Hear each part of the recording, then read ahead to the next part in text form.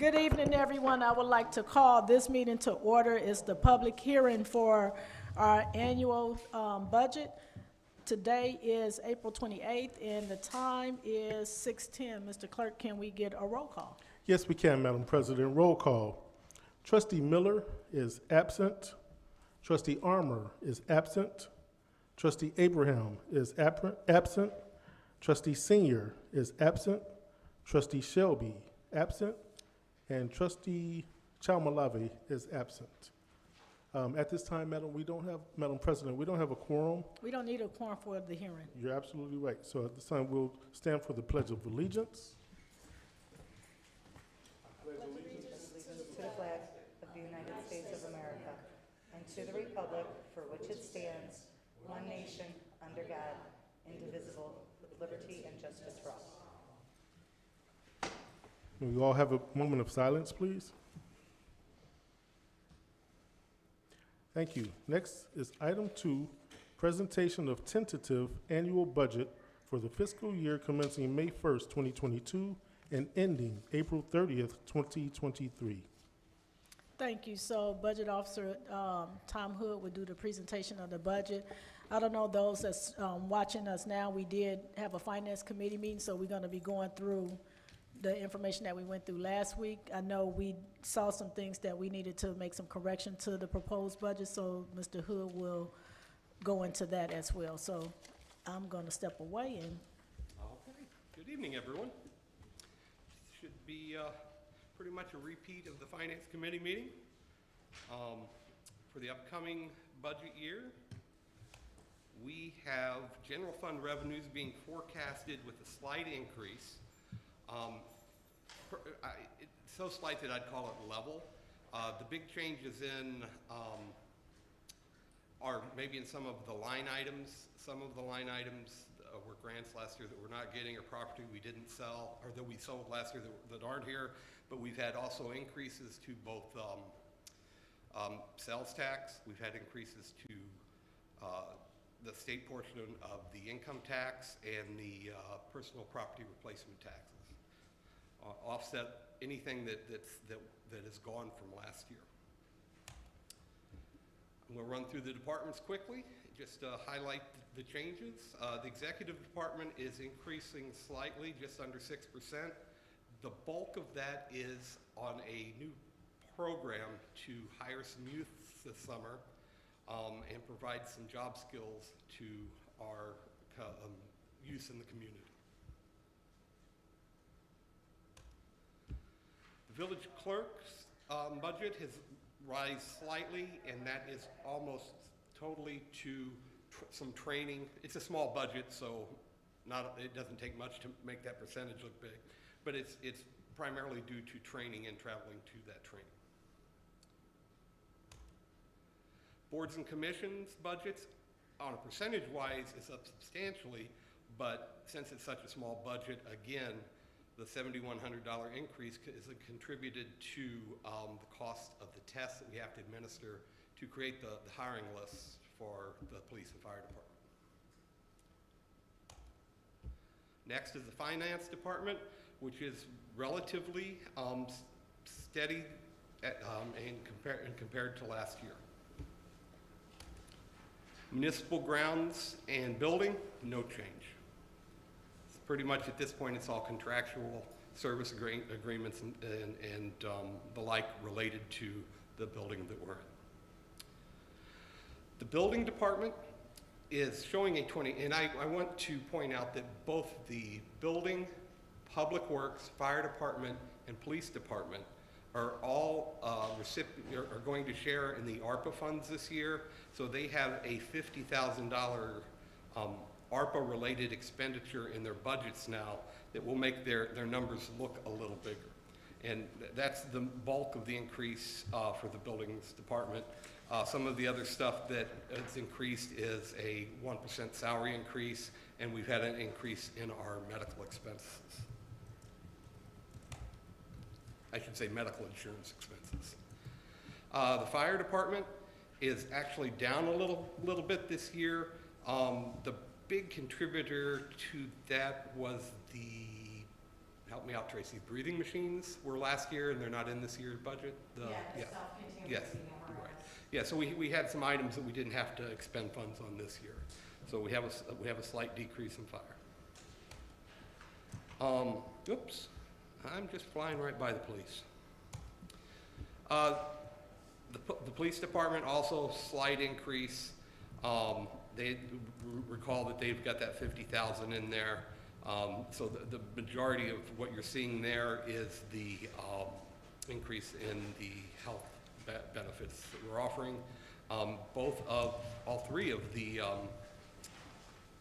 unionized union contracts are still in negotiations. Public Works is up a little this time. For the life of me, I can't remember why.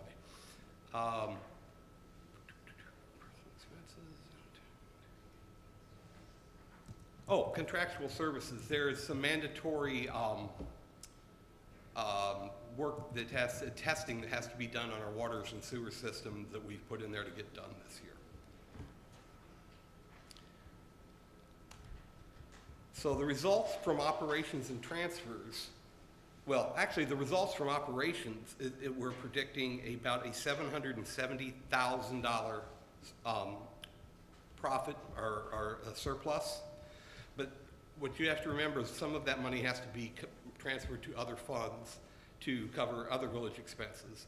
The two big ones are to the debt service fund and to the IMRF, where we pay our Social Security and Medicare, FICA, all that out of there. So after the transfers, we will have a budgeted surplus of over $250,000, which gives us a little bit of room in case any of the revenues come in short. Now let's just run through the rest of the funds. Garbage fund, no change from last year. It's pretty steady. Don't have any new customers and prices haven't increased, so we're hopefully everything will be right on schedule. IMRF is funded partially through property taxes. Well, actually the IMRF portion of it is all property taxes, and then you see Social Security, Medicare, unemployment tax in there. And the other source of funds here is the transfer from the general fund. You see there is a negative number at the bottom, but that's because we have some money left over from last year.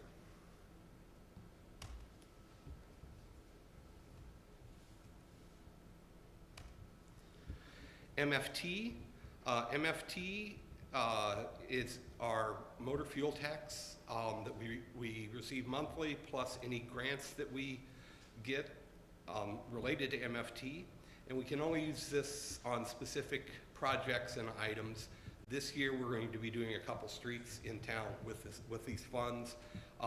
You can see that we're spending more than's coming in, but that's because it builds up each month when we get the check, and then we wait till we have enough to do projects, and then we spend it down. We also were lucky enough to get a Cdbg grant for 2023. We didn't have one last year.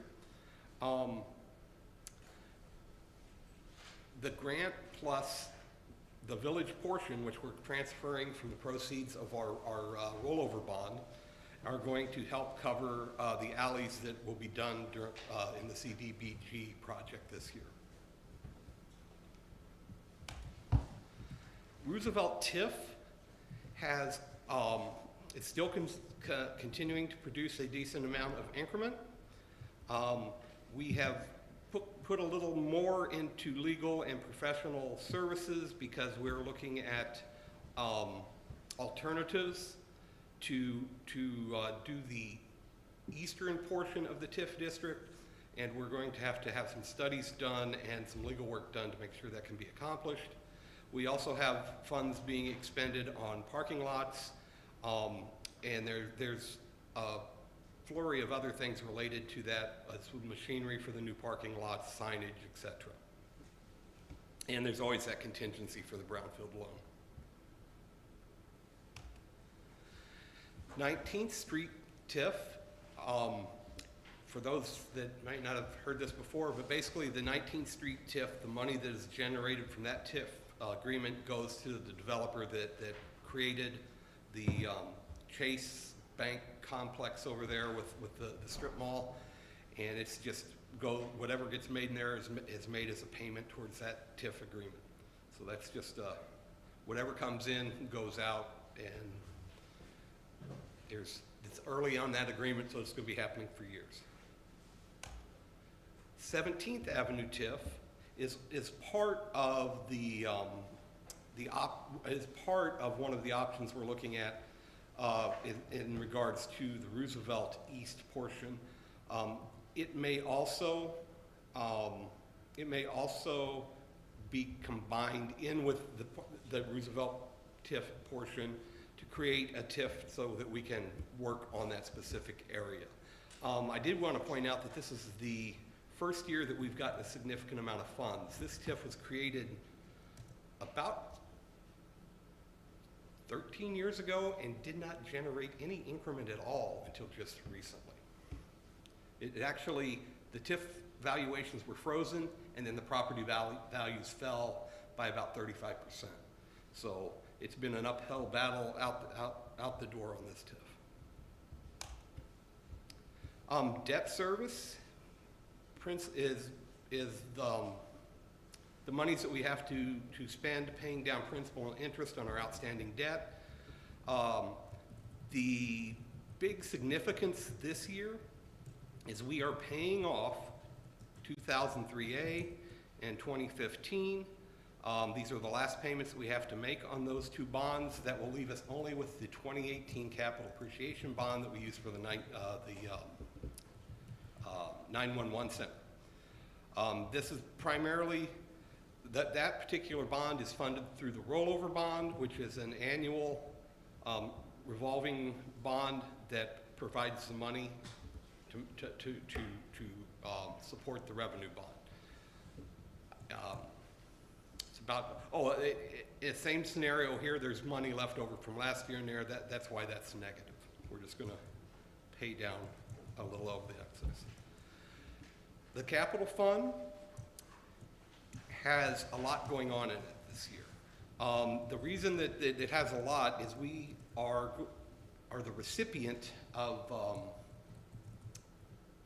I'll refer to it as a grant, but it's the state has given us $2.5 million. And we went through all the projects in the Wednesday meeting, but essentially the monies that we're getting from the state, plus another grant that we have coming in, and some of the bond proceeds that are allocated to capital projects all go in here, and the expenditures are all the things that were listed in the grant application. Now, the water fund, I want to take a little bit of time here and go over, because on Wednesdays, I thought there was a typo on this. But what I found out is there was actually an error in the formula. It was showing a $9 million deficit on Wednesday. Come to find out, what was missing is the IEPA loan for $5,095,595. This is the IEPA loan that we've been talking about the last year that we've applied for, went through a bunch of steps to acquire, had to provide engineering reports and to get approved to get for this particular loan. The good news is everything is done. We are now getting it. For those who have been here for a couple years, this has been on here for like 3 years, but it's now finally coming into reality.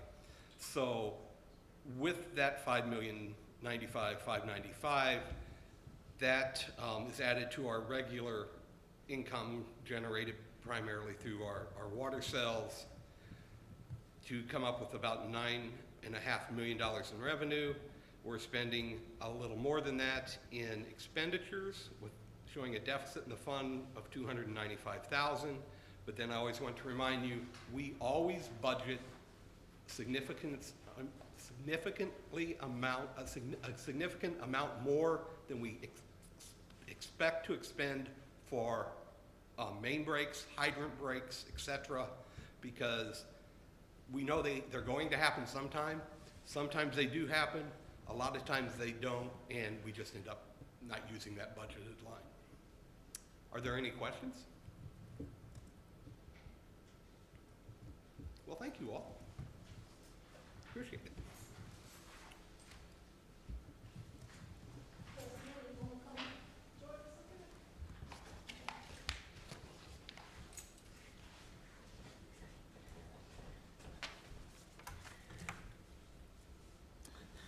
Thank you, Officer Hood, for the presentation of the tentative budget for fiscal year May 1st, 2022 to April 30th, 2023. So this is the time that we will call for anybody that have any testimony or comments or questions that you may have for us as it relates to our budget at this time. Doreen? Sure. Well, I'll just be here. I just have one comment that I was concerned as you were going through the budget because of the prices that were being set. But then I found when you said that you had that extra $250,000 budgeted for like a surplus there, because of inflation taking place, and I know prices are going to be raising higher. My voice carries pretty well. Oh, my voice carries. I just wanted to make sure that you had allotted for that, and I'm glad to see that you did in that general fund having that extra $250,000, because that'll take care of any extra price increases that may occur between now and the end of the budget period. And we did try to like, for example, gasoline, we tried to up some numbers because we know it's gonna cost more. Now, the caveat to that is, if I knew what was really gonna happen in the next 12 months, I wouldn't be here. Right. But, yeah, we tried to build price increases into the costs, but we just gotta wait and see, you know, if things go haywire, we might be revisiting this process in 6 months.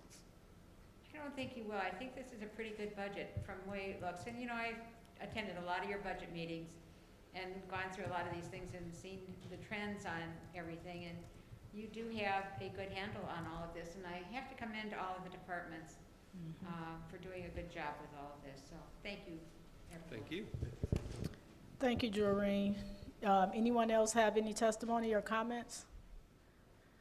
Well, I will like to add that the department heads, we work intentionally to make sure that we have a budget that's transparent, that the community can get behind and trust us to operate in the fiscal year that we have. So I want to commend all of the leadership in our town as it relates to the budget, because it takes months literally to get to this point.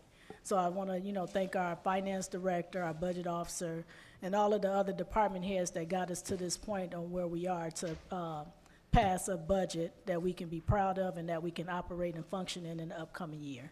So if there's no further testimony or comment from the public, I will adjourn this meeting, and our special board meeting will reconvene at 7:30 to pass the budget. This meeting is adjourned at 6:28 p.m. Thank you all. See you at 7:30.